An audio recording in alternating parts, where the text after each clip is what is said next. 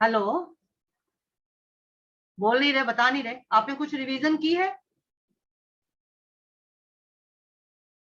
बता दो, नहीं किए तो बता दो, उसमें क्या बात है।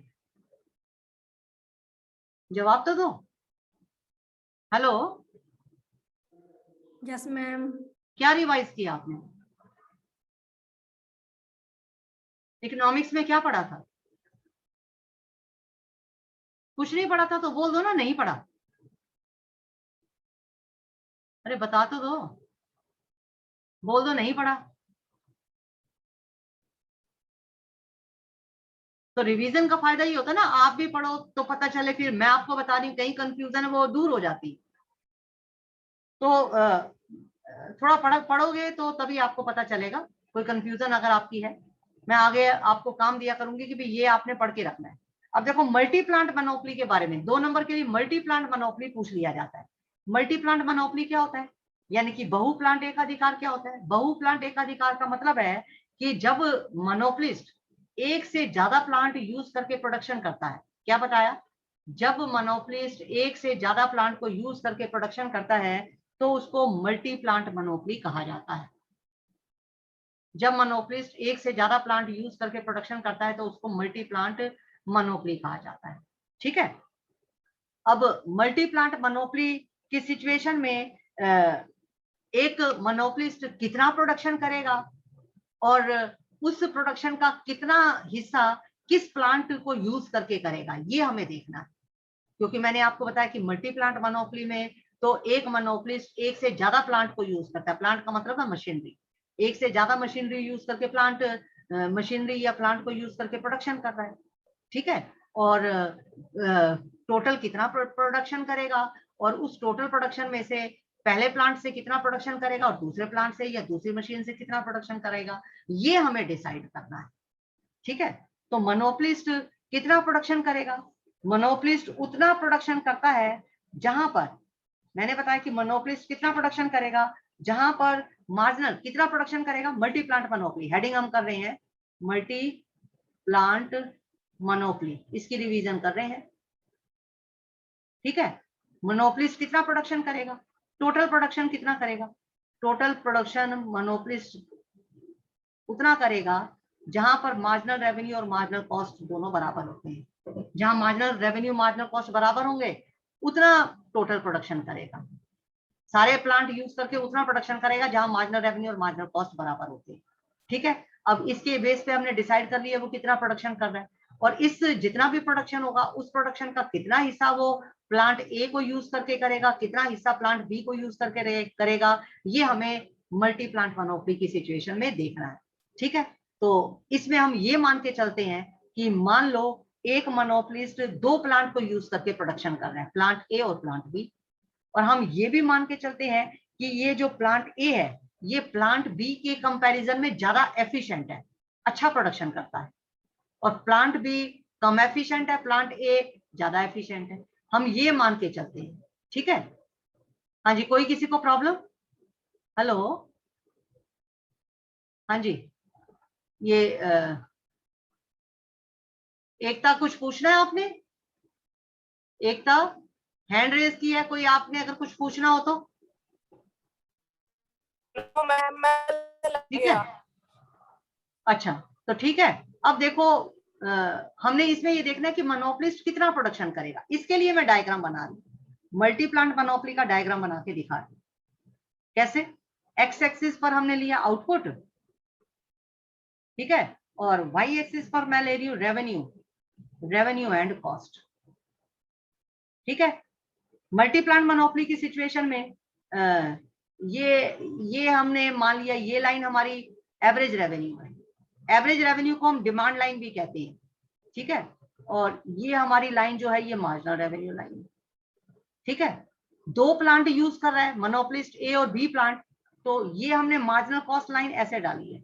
ये प्लांट ए की मार्जिनल कॉस्ट है, और ये जो हम लाइन डाल रहे हैं ये plant marginal cost plant B की है। ठीक है। और एक लाइन हम और डाल रहे हैं, ये लाइन डाल रहे हैं, ये मार्जिनल कॉस्ट ए और बी, यानी कि दोनों प्लांट का मार्जिनल कॉस्ट को मिलाकर ये लाइन डाली है। ठीक है। एवरेज रेवेन्यू को डिमांड लाइन भी बोलते हैं। यहाँ एवरेज रेवेन्यू को नहीं डाला गया, एवरेज रेवेन्यू लाइन को स्किप कर दिया गया, ठीक है, ताकि डायग्राम कॉम्प्लिकेटेड ना बने। एक अब मल्टी प्लांट मोनोपोली में हमने ये देखना है एक मोनोपोलिस्ट कितना प्रोडक्शन करेगा। सबसे पहली बात है टोटल प्रोडक्शन कितना करेगा। मैंने आपको यहाँ लिखा उतना प्रोडक्शन करेगा जहां मार्जिनल कॉस्ट मार्जिनल रेवेन्यू के बराबर, ठीक है। अब मार्जिनल कॉस्ट का मतलब है आप टोटल मार्जिनल कॉस्ट लो, ये मार्जिनल कॉस्ट ए और बी की है, ठीक है, ये टोटल मार्जिनल कॉस्ट है। ये लाइन मार्जिनल रेवेन्यू को कहाँ कट कर रही है, यहाँ कट कर रही है, ये टोटल मार्जिनल कॉस्ट है, ये मार्जिनल रेवेन्यू को, ये मार्जिनल रेवेन्यू लाइन है, यहाँ कट कर रही है, तो ये आपका आ गया टोटल प्रोडक्शन, ठीक है। इसका मतलब टोटल प्रोडक्शन होगा ओक्यू। टोटल प्रोडक्शन कितना होगा ओक्यू, यहाँ से लाइन हमने डाल दी यहाँ पर, ठीक है। टोटल प्रोडक्शन ओक्यू होगा और इसकी रेवेन्यू मान लो हमने डाल दी इसको ओ आर, ये ओक्यू टोटल प्रोडक्शन है। अब इस टोटल प्रोडक्शन का ओक्यू का कितना हिस्सा वो प्लांट ए से प्रोड्यूस करेगा, कितना हिस्सा वो प्लांट बी से प्रोड्यूस करेगा, हमने ये देखना है। इसका कितना हिस्सा वो प्लांट ए से प्रोड्यूस करेगा, कितना हिस्सा वो प्लांट बी से प्रोड्यूस करेगा, ठीक है। क्योंकि अब यहाँ पर ये मुझे देखना था ये मार्जिनल कॉस्ट इसको कहाँ कट कर रही है, ये स्पेस मेरा कम हो गया, मुझे ये दोबारा बनाना पड़ेगा क्योंकि ये लाइन मेरे को थोड़ी और आगे चाहिए, ठीक है। अब इसके लिए हम ये देखें कि या मैं इसी को थोड़ा सा मॉडिफाई कर देती हूँ,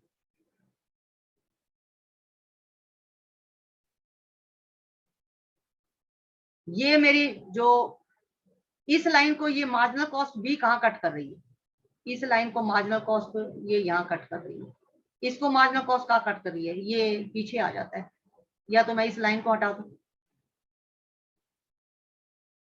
ये लाइन में थोड़ी पीछे ले जाती हूँ, इस लाइन को मैं थोड़ी एक्सटेंड कर देती हूँ, ठीक है।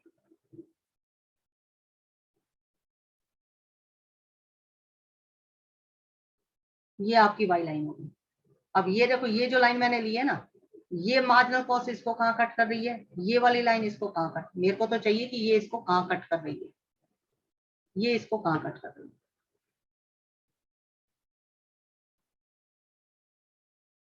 ये मुझे चाहिए था कि भाई ये जो लाइन आई है ना जहां मार्जिनल रेवेन्यू मार्जिनल कॉस्ट को कट कर रही है, तो टोटल आउटपुट हो गया ओक्यू। इस ओक्यू का टोटल प्रोडक्शन का प्लांट ए से कितना प्रोडक्शन करेगा और प्लांट बी से कितना प्रोडक्शन करेगा, ये मुझे देखना है।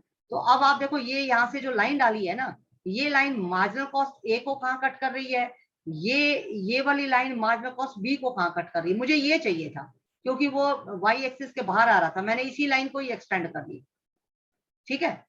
तो अब ये लाइन इस मार्जिनल कॉस्ट बी को कहाँ कट कर रही है, यहाँ कट कर रही है, यहाँ से आउटपुट नीचे डाल दो, ये OQ1 हो गया। और ये लाइन मार्जिनल कॉस्ट ए को कहाँ कट कर रही है, ये यहाँ कट कर रही है, ये मैं इसको आर को हटा देती हूँ, ये जो आर था इस आर वर्ड को मैंने हटा दिया, ठीक है, ये आर यहाँ था।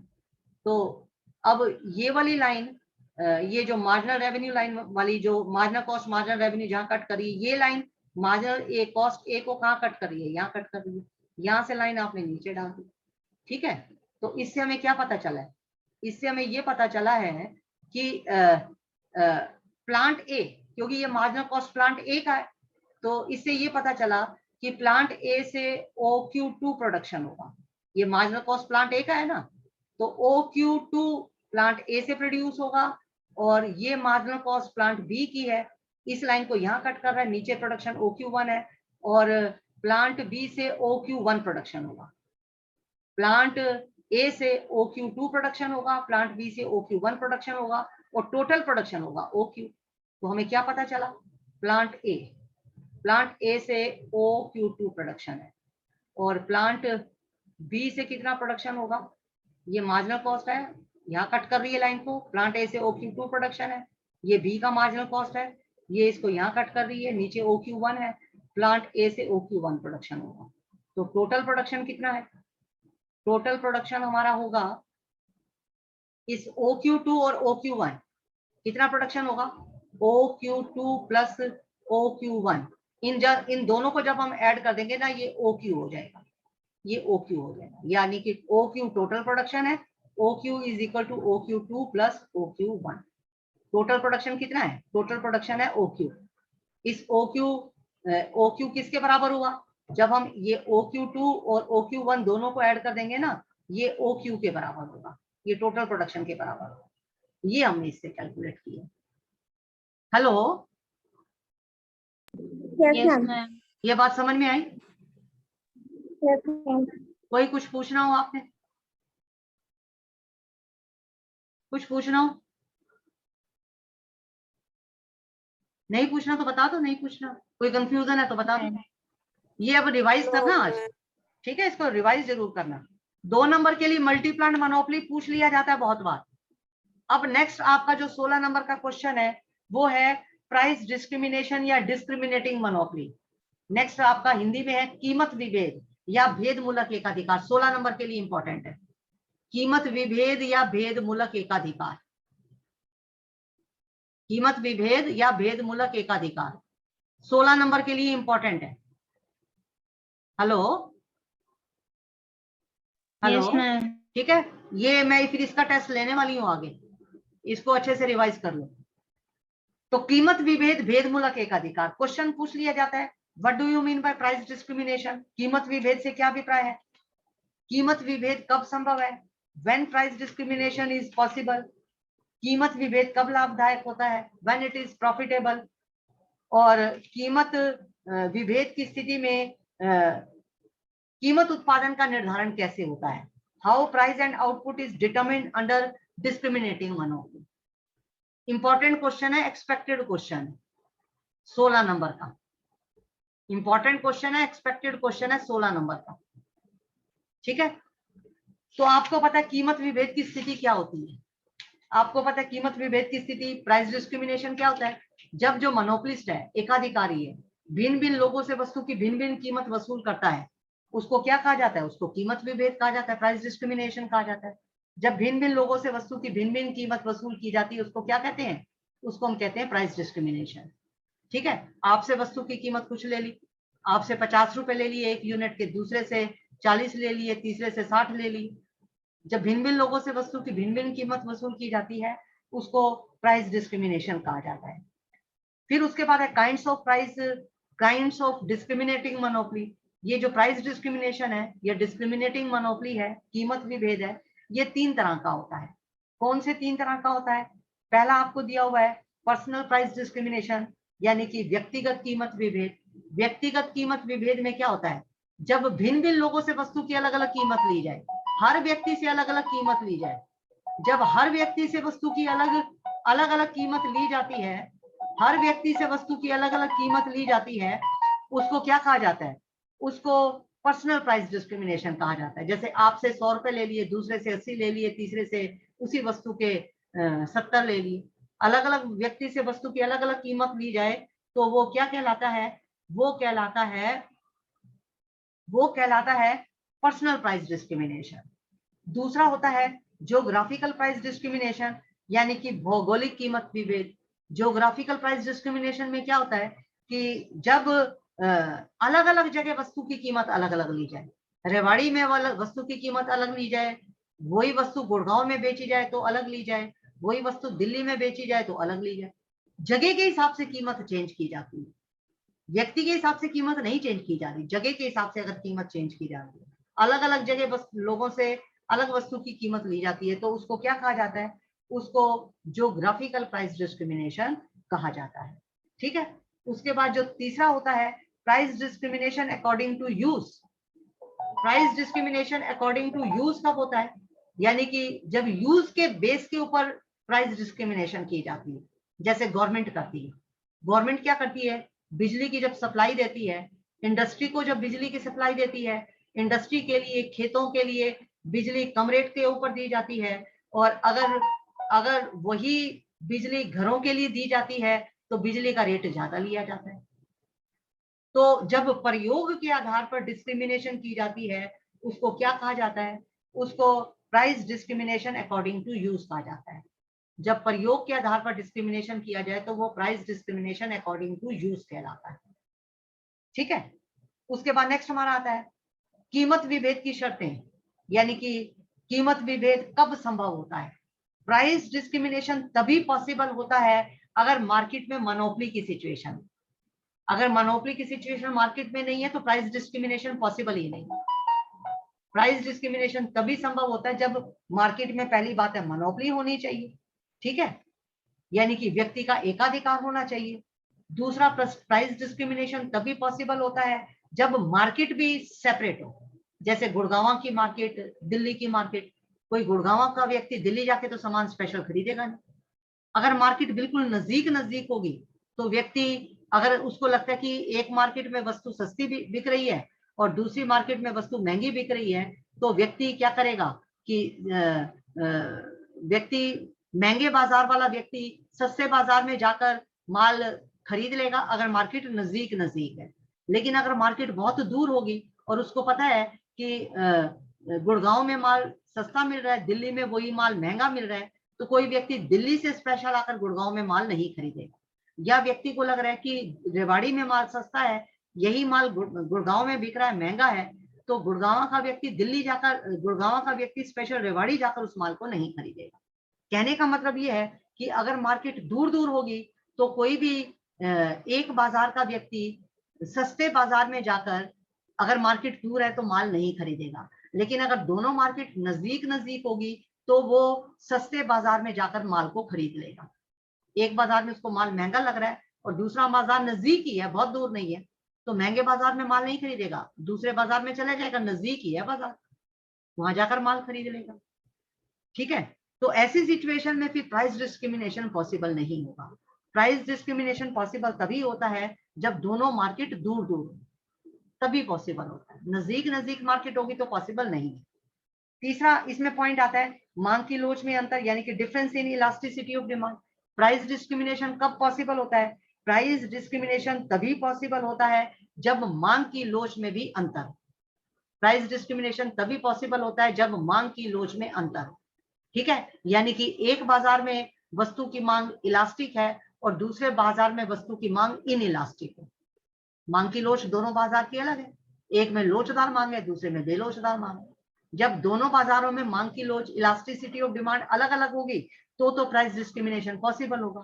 अगर दोनों बाजारों की लोच एक जैसी होगी, यानी कि दोनों बाजारों में ही वस्तु की मांग मान लो लोचदार है, लोचदार का मतलब इलास्टिक है, इलास्टिक का मतलब है कीमत बढ़ाने पर लोग माल खरीदते ही नहीं, तो अगर मोनोपोलिस्ट कीमत बढ़ा देगा उसका माल बिकेगा ही। अगर दोनों बाजारों में वस्तु की मांग लोचदार है तो ऐसी सिचुएशन में मोनोपोलिस्ट प्राइस डिस्क्रिमिनेशन नहीं कर पाएगा। दोनों बाजारों की मांग की लोच अलग अलग होनी चाहिए। तो ऐसी सिचुएशन में जिस बाजार में मांग लोचदार है वहां तो कीमत नहीं बढ़ा पाएगा, लेकिन जिस बाजार में मांग बेलोचदार है वो क्या करेगा, इलास्टिक डिमांड वाली मार्केट से माल निकालकर इन इलास्टिक डिमांड वाली मार्केट में माल बेचना शुरू कर दे। लोचदार बाजार वाले बाजार में से माल हटा लेगा और वही माल वहां ले जाएगा जहां पर मांग बेलोचदार है, इन इलास्टिक। इन इलास्टिक का मतलब ये है कि कीमत बढ़ाने पर मांग तो कम हो ही नहीं रही ना। जब कीमत बढ़ाने पर मांग कम नहीं हो रही तो ऐसी सिचुएशन में, जब कीमत बढ़ाने पर मांग कम नहीं हो रही तो ऐसी सिचुएशन में, हाँ जी, तो ऐसी सिचुएशन में क्या होगा, तो ऐसी सिचुएशन में उसी बाजार में व्यक्ति माल अपना ज्यादा बेचेगा। तो प्राइस डिस्क्रिमिनेशन तभी पॉसिबल होता है जब दोनों बाजारों की मांग की लोच अलग अलग हो, यानी कि एक बाजार में मांग इलास्टिक हो, दूसरे बाजार में मांग इन इलास्टिक हो। उसके बाद और नेक्स्ट पॉइंट क्या आता है, बाजार की विभाजन उप विभाजन का खर्चा कम होना चाहिए। यानी कि प्राइस डिस्क्रिमिनेशन कब पॉसिबल है, when expenditure in dividing and subdividing market to be minimum. जब बाजारों को हम कई भागों में बांट रहे हैं, कई जगह हम बाजार अपने सेटअप कर रहे हैं और बाजार सेटअप करने का खर्चा तो हमारा कम आ रहा है। अगर बाजार सेटअप करने का खर्चा कम होगा तो प्राइस डिस्क्रिमिनेशन प्रॉफिटेबल है। लेकिन अगर मान लो हम गुड़गांव में बाजार सेटअप कर देते हैं, दिल्ली में भी बाजार सेटअप कर देते हैं, लेकिन बाजार को सेटअप करने का खर्चा काफी आ रहा है और वहां पर माल हमारा उतनी कीमत के ऊपर नहीं बिक रहा या उतना माल नहीं बिक रहा, खर्चा बाजार को सेटअप करने पे खर्चा तो ज्यादा आ रहा है लेकिन कीमत अगर हमें उतनी नहीं मिल रही है, तो ऐसी सिचुएशन में प्राइस डिस्क्रिमिनेशन करने का फायदा नहीं है। तो प्राइस डिस्क्रिमिनेशन तभी प्रॉफिटेबल होता है जिन बाजारों में हम माल बेच रहे हैं उन बाजारों को सेटअप करने का खर्चा हमारा कम से कम होना चाहिए। अगर हमारा खर्चा ज्यादा हो जाए और कीमत उतनी ना मिले तो डिस्क्रिमिनेशन पॉसिबल नहीं। खर्चा ज्यादा हो जाए, कीमत कम मिले तो डिस्क्रिमिनेशन पॉसिबल नहीं। ठीक है। उसके बाद नेक्स्ट हमारा आता है production of commodity to order, यानी कि आज्ञा द्वारा वस्तु का उत्पादन, जहां पर कोई भी कस्टमर आदेश देकर वस्तु को बनवाता है। जैसे हम फर्नीचर बनवाते हैं, कई बार फर्नीचर हम रेडीमेड भी खरीद लेते हैं, कई बार फर्नीचर हम क्या करते हैं कि रेडीमेड ना खरीद कर हम ऑर्डर पर बनवाते हैं। ऑर्डर पे भी तो फर्नीचर बनवाते हैं। ठीक है, हमने फर्नीचर खुद बनवा लिया, सोफा ऑर्डर पे बनवाए। जो ऑर्डर पे फर्नीचर बनवाते हैं तो अच्छी क्वालिटी का बनवाते हैं, लकड़ी अच्छी लगाते हैं। कपड़ा लगा रहे हैं तो कपड़ा अच्छा लगाएंगे, सोफा बनवा रहे हैं लकड़ी अच्छी लगाएंगे, कपड़ा उसके ऊपर अच्छा लगाएंगे। ठीक है, तो जब ऑर्डर के ऊपर किसी प्रोडक्ट को प्रोड्यूस किया जाता है तो ऐसी सिचुएशन में जो उत्पादक है, विक्रेता है, वो प्राइस डिस्क्रिमिनेशन करने में सफल हो जाता है। वो कहता है कि मैं तो ऑर्डर पे बना रहा हूं, मैं अच्छी लकड़ी लगा रहा हूं, अच्छा कपड़ा लगा रहा हूं, इसलिए बाजार में अगर सोफा मिल रहा है, सोफा मेरा बाजार कीमत से ज्यादा है, तो मेरे प्रोडक्ट की क्वालिटी अच्छी है, मैंने अच्छा कपड़ा लगाया है, अच्छा लकड़ी लगाई है, तभी इसकी कीमत ज्यादा है। ठीक है, तो प्राइस डिस्क्रिमिनेशन तभी पॉसिबल होता है जब प्राइस डिस्क्रिमिनेशन तभी पॉसिबल होता है जब दो मार्केट में हम प्रोडक्ट बेच रहे हैं, और जब हम डिफरेंट मार्केट में प्रोडक्ट बेच रहे हैं और ऑर्डर के ऊपर प्रोडक्शन कर रहे हैं, तो भी प्राइस डिस्क्रिमिनेशन पॉसिबल हो जाता है। ठीक है, इसी की तरह नेक्स्ट आपको दिया हुआ है लीगल सैंक्शन, यानी कि कानूनी स्वीकृति। कई बार कानून भी स्वीकृति देता है कि प्राइस डिस्क्रिमिनेशन, कानून भी प्राइस डिस्क्रिमिनेशन की स्वीकृति देता है। कैसे कानून प्राइस डिस्क्रिमिनेशन की स्वीकृति दे रहा है? जैसे गवर्नमेंट बिजली की सप्लाई कर रही है, घरों में बिजली देती है तो महंगी दर से देती है, वही बिजली जब इंडस्ट्री के लिए सप्लाई की जाती है, एग्रीकल्चर के लिए सप्लाई की जाती है, तो बिजली सस्ती दी जाती है। तो कानूनी तो डिस्क्रिमिनेशन कर रहा है। ठीक है, तो इसको लीगल सैंक्शन कहा जाता है। उसके बाद नेक्स्ट आपको दिया हुआ है प्रोडक्ट डिफरेंशिएशन, यानी कि हम प्रोडक्ट में डिफरेंशिएशन करके वस्तु में विभिन्नता लाकर भी तो हम प्राइस डिस्क्रिमिनेशन कर लेते हैं। वस्तु में विभिन्नता लाकर भी हम प्राइस डिस्क्रिमिनेशन कर लेते हैं। कैसे वस्तु में विभिन्नता लाकर हम प्राइस डिस्क्रिमिनेशन कर लेते हैं? किस तरह से वस्तु में विभिन्नता लाकर हम प्राइस डिस्क्रिमिनेशन करते हैं? जैसे मान लो हम वस्तु की ऊपर से पैकिंग बहुत सुंदर बना देते हैं। पैकिंग सुंदर बनाकर भी हम कीमत में अंतर कर लेते हैं, चाहे अंदर का प्रोडक्ट सेम हो लेकिन पैकिंग सुंदर बना लो। कई बार अंदर के प्रोडक्ट की क्वालिटी भी अलग होती है। कई बार क्या होता है, प्रोडक्ट सेम होता है, उसका रंग बदल देते हैं, उसका रूप बदल देते हैं। प्रोडक्ट सेम होता है, कई बार पैकिंग बदल देते हैं। ठीक है, तो इसको कहते हैं वस्तु विभेद करके भी हम कई बार क्या करते हैं, प्राइस डिस्क्रिमिनेशन करने में सफल हो जाते हैं। वस्तु का रंग बदल दिया, वस्तु वही है, रंग बदल दिया, उसका पैकिंग बदल दी, उसका लेवल बदल दिया, जबकि वस्तु अंदर सेम है, क्वालिटी में कोई अंतर नहीं है। इस तरह से भी हम प्रोडक्ट डिफरेंशिएशन करने में सफल हो जाते हैं। उसके बाद नेक्स्ट दिया हुआ है बिहेवियर ऑफ कस्टमर, उपभोक्ताओं का व्यवहार। कई बार उपभोक्ता का व्यवहार भी प्राइस डिस्क्रिमिनेशन करने में सफल हो जाता है। उपभोक्ता का व्यवहार भी प्राइस डिस्क्रिमिनेशन के करने में सफल हो जाता है। क्या मतलब है उपभोक्ता का व्यवहार? किस तरह से उपभोक्ता का व्यवहार प्राइस डिस्क्रिमिनेशन करने में सफल हो जाता है? हाँ जी, कैसे सफल हो जाता है? उपभोक्ता ये सोचता है कि जो वस्तु पटरी के ऊपर, सड़क के किनारे मिल रही है, ये वस्तु घटिया होगी। यही वस्तु अगर हमें शोरूम में मिल रही है तो ये वस्तु बढ़िया होगी। यही वस्तु अगर हमें बड़ी दुकान पे मिल रही है तो बढ़िया होगी, और यही वस्तु अगर हमें सड़क पे जो पटरियां बनी हुई हैं, रोड साइड पे हमें मिल रही है तो सस्ती होगी। तो उपभोक्ता वस्तु को शोरूम में खरीदना पसंद करता है, बड़ी दुकानों पे खरीदना पसंद करता है, जबकि जो पटरी पे वस्तु मिल रही है उसकी क्वालिटी, या छोटी दुकान पे वस्तु मिल रही है उसकी क्वालिटी, और शोरूम में जो वस्तु मिल रही है उसकी क्वालिटी में कई बार अंतर नहीं भी होता है। तो ये हमारे व्यवहार की वजह से भी कई बार विक्रेता प्राइस डिस्क्रिमिनेशन करने में सफल हो जाता है। ठीक है, तो ये मैंने आपको पॉइंट बताए when price discrimination is possible, कीमत विभेद कब संभव होता है। इसका बाकी पार्ट मैं कल करवाऊंगी, इसको एक बार पढ़ना। Hello, yes ma'am. तो प्राइस डिस्क्रिमिनेशन को पढ़ लेना। ठीक है, आपने पहले पढ़ा होगा, कोई आपकी कंफ्यूजन है वो भी दूर हो जाएगी, और फिर मैं डायग्राम वगैरह वो चीजें मैं भी साथ में एक्सप्लेन करूंगी, पता चल जाएगा। तो एक बार इसको जो प्राइस डिस्क्रिमिनेशन के क्वेश्चन को कंप्लीट पढ़ लेना। ठीक है, इसको हम एक बार रिवाइज करेंगे, प्रॉब्लम दूर करेंगे इसकी। और अभी आपकी मैथ्स की क्लास है। Hello, yes ma'am. कितना सिलेबस रह गया मैथ्स का?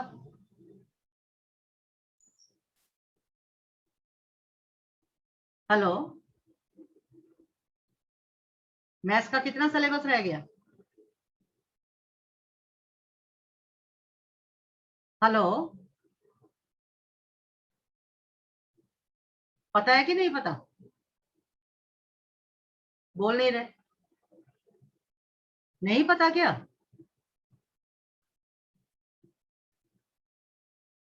Hello, hello, yes ma'am. कितना सिलेबस रह गया मैथ्स का?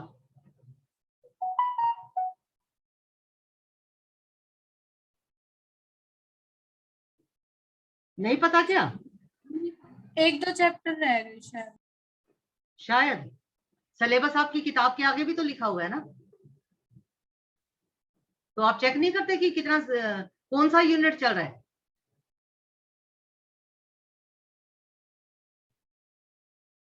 जरा देखना तो सही, किताब में सिलेबस देखो, किताब में आगे सिलेबस दिया हुआ है कि नहीं दिया हुआ?